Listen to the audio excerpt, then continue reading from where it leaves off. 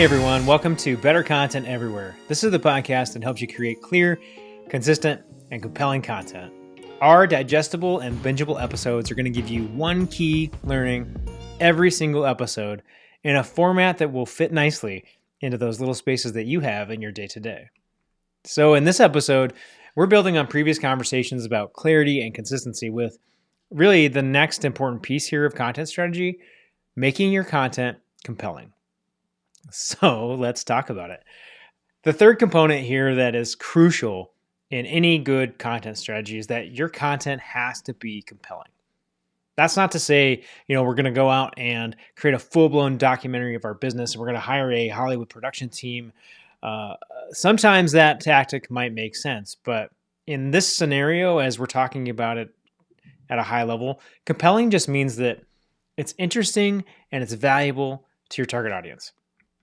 So going one level deeper, it's also presented in a way that's going to put that target audience at the center of the story and not your business. And that's really hard for businesses to do. We want to talk about our business a lot. Let me say this again. You're going to put your target audience at the center of that story, not your business. Remember here, your customers are people. And at the very core of every human being is a desire to both be told a fantastic story and to be the hero in that story. But we're not living in a land of fiction here. Our content can be compelling and it can be valuable, but it has to also be honest, because the content that we're creating and these stories that we're telling, they can't be misleading or disingenuous, because the entire goal here is that we're going to create trust. And you can't create trust on a spotty foundation. So let's go back to our ice cream business example. Remember here, we're targeting community-minded individuals in a new market with our community-focused ice cream offering. Specifically, we want to tap into the power of human connection and combine that with a love of sweet treats. So in this scenario, what does compelling content look like? Okay, so it might be that we're just going to take customer stories from other markets where our business is already established and use those. Now, remember, we're talking about customer stories. This word use was intentional. We didn't say customer testimonials. And a customer testimonial or a rating is nice to have, but a story will resonate over and over and over again. So what's the difference between a testimonial and a story? Well, testimonial might sound like, 5 stars would recommend. Loved my ice cream here. Great ice cream. Fast service. Never had to wait in line.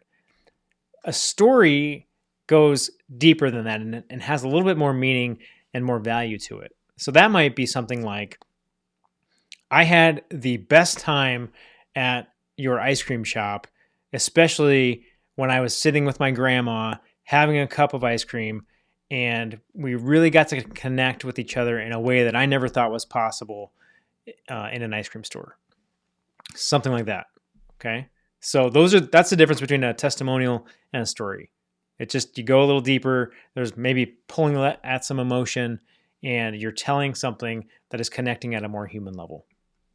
Now, compelling may, in this example, also look like, we found a great partner as we entered this market and held a community event together. So we might go to that event, and as we're running that event, produce a highlight video where we talk to people in the community about what it means to do these kinds of things and to come together as a community. And in that process, we're also ending up with additional customer stories, because we're having those conversations and we're asking them meaningful questions about the impact, right? The impact, the so what of what's going on.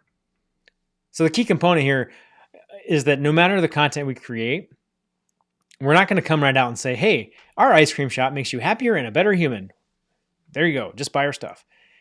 Because while that might be at the core of what we believe we can do and what we're setting out to do, we have to let our customers prove that out for us. Because guess what? You never trust the person that says, trust me, right? That's it for this time, friends. If you have questions or you just want to learn more about what it takes to create a killer content strategy for your business, I would love to hear from you. Otherwise, thanks for listening. Like us, rate us, subscribe, do all the things.